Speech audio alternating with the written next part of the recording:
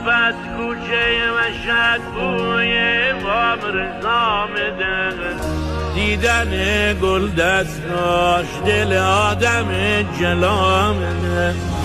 هر کی که قصه داره یا گره تو کارشه، میره تو صحنه آقا حال و هواش صفا میده. بعضیا بالای سر روی سنگا میذارن، اشکشان که میچکه هرچی میخن آقا میده.